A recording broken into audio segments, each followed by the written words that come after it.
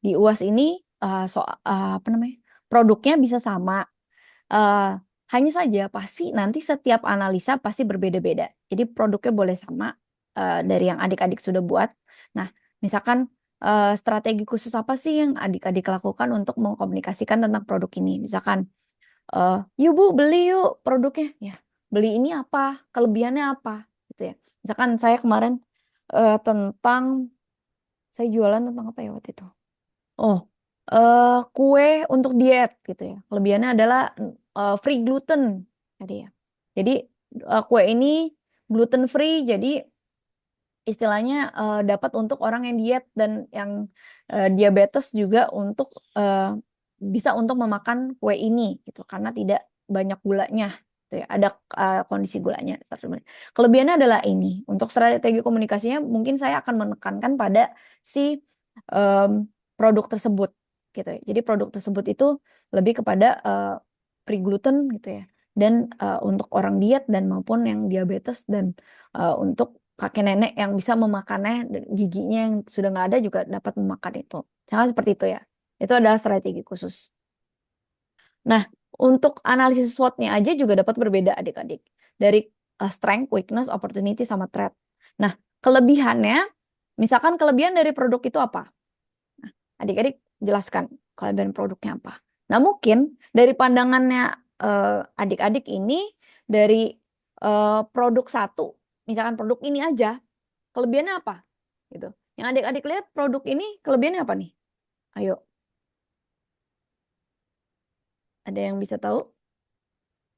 Tadi mungkin ada pandangan yang lain dari produk ini, kelebihannya apa? Bang dibawa kemana aja. Nah, bisa dibawa kemana aja. Kemudian, nah, bisa lagi nih, dilihat jahitannya rapi, dibakar juga nggak kebakar gitu. Nah, itu bisa seperti itu. Jadi kita bisa melihat bahwa pandangannya berbeda lagi terhadap produknya. Misalkan kita walaupun jualan keripik aja, kita bisa pandangannya bisa berbeda. Ada yang pandangannya keripik ini mungkin eh, ini kalau boleh tahu dibagi dua produknya apa nih jualannya? Kelompok kita jualannya lumpia. Lumpia, yang satunya.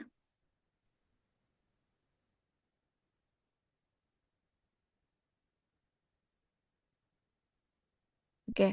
Kalau lumpia nih, kelebihannya misalkan kelebihannya em, lumpianya berbeda dengan yang lain. Lumpia dimsum misalnya. Lumpia dimsum berbeda nih. Kemarin ada lumpia dimsum keju, saya lagi pengen tuh. Yang mencerot-mencerot itu. Saya pengen tuh. Pengen buat karena nggak ada di sini. Oke. Nah, itu kelebihannya mungkin berbeda dengan yang lainnya. Biasanya lumpianya menggunakan coklat, ada lumpia pisang coklat, ada lumpia yang pakai apa namanya? Mie ya, bihun, tapi kita menggunakan daging ayam utuh misalkan gitu. Atau misalkan kelebihannya apa? Jadi nanti ada kelebihan di dalam situ. Pasti misalkan kita menggunakan bahan yang em, fresh gitu ya. Mungkin juga untuk secara packaging juga oke gitu dan lain-lain. Kelebihannya mungkin dapat dimakan semua orang dan lain-lain. Jadi jawabannya bisa tergantung dengan adik-adik. Mungkin ada fokusnya kelebihannya ke sini, alasannya ngapa, kenapa alasannya pengen itu. Nah, itu bisa dapat berbeda-beda dari analisis SWOT-nya aja. Dari situ pun walaupun produknya sama, tapi adik-adik bisa untuk berbeda untuk menjawabnya. Dari hal ini aja bisa berbeda-beda. Mungkin strateginya juga bisa berbeda. Strategi secara untuk di komunikasi sosial media aja bisa berbeda. Mungkin ada yang sambil makan atau mungkin endorse, ada yang mungkin mau apa. Nah, bahkan semuanya bisa dimasukkan ke dalam strategi tersebut gitu untuk berkomunikasi terhadap orang lain. Weaknessnya, kelemahannya apa nih? Oh, kita masih belum punya pengering, Bu. Eh, ini sebenarnya bisa digoreng karena pakai minyak, jadi masih kolesterolnya tinggi. Nah, itu kelemahannya. Tapi bisa kok pakai air fryer atau mungkin pakai oven agar minyaknya lebih rendah. Nah, ini ada kelemahannya masih menggunakan minyak karena harganya lebih murah, misalkan seperti itu. Atau mungkin kita lagi mencoba tapi teksturnya masih belum dapet nih untuk lumpia yang menggunakan air fryer, misalkan seperti itu. Misalkan ya contoh masih memiliki kolesterol yang tinggi gitu. Misalkan seperti itu ada kelemahannya dari produk ini. Jadi jangan sampai kita meminimalisir kelemahan kita gimana. Gimana caranya mencari. Saya pun harus tahu, adik-adik pun harus tahu kelemahan dari produk adik-adik apa gitu. Misalkan produk yang dijualnya. Nah, dari situ adik-adik bisa kira-kira develop lagi produknya agar kelemahannya makin menurun gitu. Nih, misalkan contoh ya. Ini kelemahan dari ini tuh suka masih bisa copot-copot gitu ya. Ini kan ini gini ya. Ini keras. Kalau ini kelemahannya nih. Ini gini, tapi kalau misalnya kecetek dikit dia jatuh. Ini kelemahannya kalau pas digantung. Sedangkan ada juga yang langsung, tapi dia nggak konsisten bisa dibawa, bisa dicopot kemana-mana, tapi bisa apa istilahnya di tas tuh bisa terus-terusan, nggak copot-copot kayak gini. Gitu. Ini adalah kelemahan dari si produk ini. Gitu. Nah, opportunity kira-kira em, opportunity itu peluang. Peluang apa yang dapat kita dapatkan lagi dari si misalkan tadi ya em, apa namanya tadi lumpia gitu ya peluang. Nah mungkin saat ini buatnya lumpia asin, besok bisa buat lumpia pakai pisang, lumpia pakai nangka, ada tuh pakai nangka keju. Mungkin kita bisa ada peluang-peluang yang manis dan asin di situ untuk pembuatan lumpianya. Enak juga tuh, pisang coklat, pisang keju, pisang gula, and udah lapar nih saya. Nah, kemudian trade-nya itu adalah ancaman dari luar. Tuh, ancaman. Nah, mungkin ancamannya apa? Mungkin ada yang mengikuti produk sejenis gitu ya. Contoh ya, kemarin ada yang jualan lumpia dimsum tuh enak banget tuh ya. Kayaknya saya pengen. Nah, itu mengikuti gimana resepnya sudah dikasih, kemudian orang-orang pada mengikuti untuk dimsumnya, bahkan ada yang mengikuti produk yang sejenis dengan em, apa istilahnya menggunakan em, logo maupun eh, nama brand yang sejenis sama gitu. Nah itu adalah ancaman bagi kita. Jadi gimana caranya? Nanti ada strategi-strategi khusus dari sini. Jadi kita harus tahu dulu nih untuk si SWOT-nya ini. Nah, nanti mungkin akan presentasinya seperti ini. Jadi maupun produknya sama, walaupun eh, apa ya? Saat ini kan produknya sama ya, misalkan. Nah, maupun produknya sama, tapi sebenarnya dari jawaban adik-adik bisa berbeda-beda. Sama halnya kemarin saya menjelaskan apa, terus jawabannya bisa berbeda-beda. Itu yang terlihat. Kemarin misalkan, jangan lihat AI ya, saya udah kasih tahu, ternyata lihatnya AI. Gitu. Bisa tuh kemarin ada pas mana ya? Nah, itu ada jawabannya menggunakan AI. Saya tahu banget tuh. AI jawaban sama persis seperti itu. Nah, beda dengan jawaban yang saya sudah beritahu gitu, dari penontonan kelas saat ini. Nah, itu adalah hal yang berbeda secara penjawaban. Komunikasi pun akan berbeda. Saya juga nilai komunikasi adik-adik. Jadi walaupun produknya sama, tapi kita bisa meluas kemanapun untuk secara berkomunikasi. Nah, lanjut ya. Kita ada orang visual, auditory, sama kinestetik. Biasanya visual ini, jujur saya nih nggak memanjakan adik-adik nih secara visual karena presentasi saya apa adanya gitu ya. Mohon maaf karena keterbatasan waktu untuk input dari kemarin sudah harus cepet-cepet ya Bu, udah selesai gitu ya. Nah, ini kelihatan bentuk warnanya gitu secara visual, audio gitu, kedengarannya, kemudian diagram, gambar, foto bagan dan lain-lain. Jadi biasanya saya em, menggambarkan kadang-kadang saya menjelaskan tapi adik-adik menerawang kayak gimana ya kira-kira visualnya. Saya minggu depan nanti saya kasih tahu untuk UASnya seperti apa, visualnya seperti apa. gitu ya. Nah, bahasa tubuh. Jadi, misalkan saya contoh gerakan. Ini apa ya namanya? Saya lupa ini namanya apa ya gitu. Jadi, ketika sudah menjelaskan ada penerangan produk gitu. Oh, itu namanya dompet kecil, Bu, gitu. Oh, iya gitu. Nah, lebih ekspresif lagi ketika menjelaskan sesuatu dan jangan banyak terdiam. Misalkan saya tuh diam aja. Itu kan males gitu ya untuk orang visual secara melihatnya. Ada juga auditory. Biasanya lebih mendengarkan.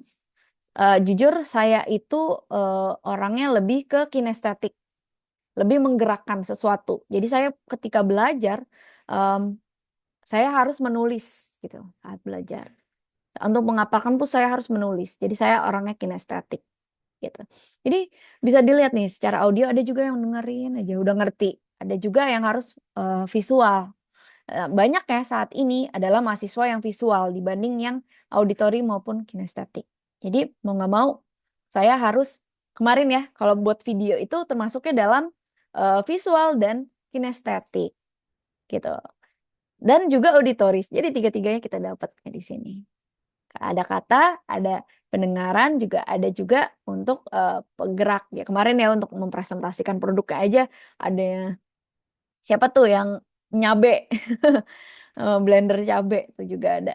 Nah, itu juga termasuk kinestetik. Jadi di sini kita auditori biasanya mendengarkan sambil membuka mata, mengkomunikasikannya. Jadi gimana caranya kita berkomunikasi orang-orang tertarik dengan kita gitu. Nah, cara nanti ya mungkin adik-adik nanti presentasi saat UAS kan misalkan Dwi sama Dewi, Dewinya udah nggak ada nih. Misalkan seperti itu eh, bisa untuk dikomunikasikan.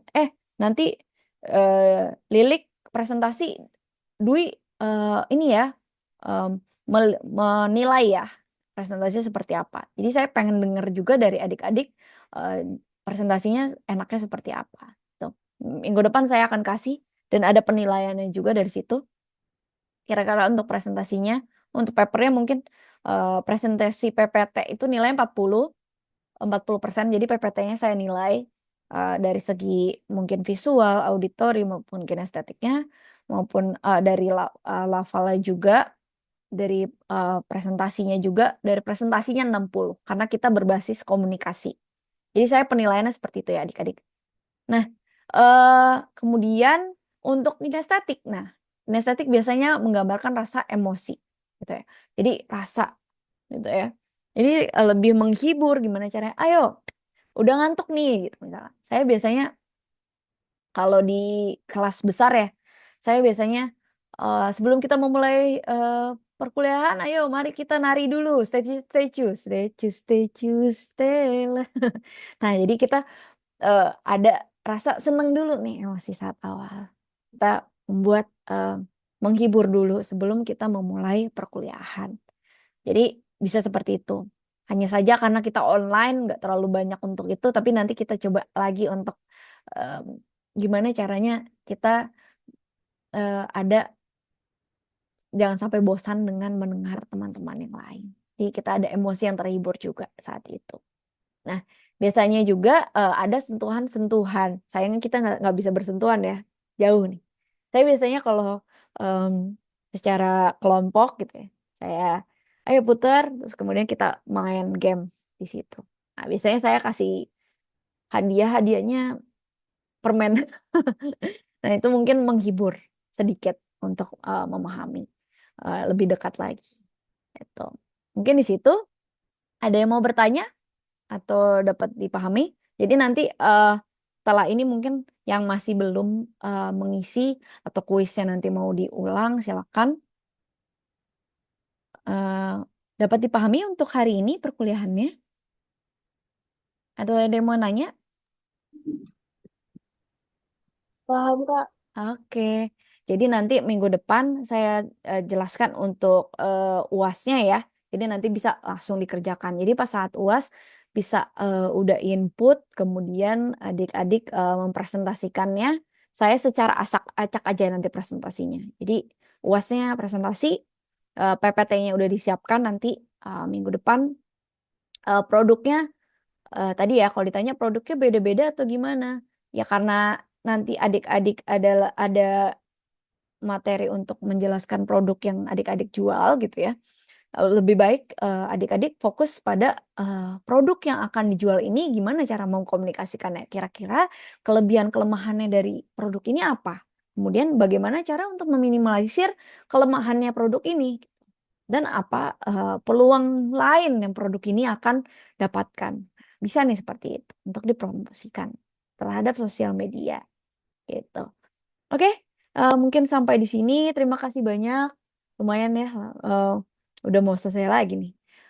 Minggu depan kita pertemuan ke-14 udah mau akhir, tinggal sisa 2 pertemuan.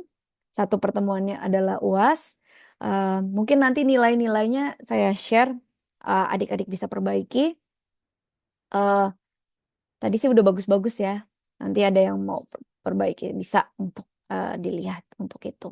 Oke, saya tutup. Terima kasih banyak. Assalamualaikum warahmatullahi wabarakatuh. Waalaikumsalam warahmatullahi wabarakatuh. Sampai jumpa lagi minggu depan.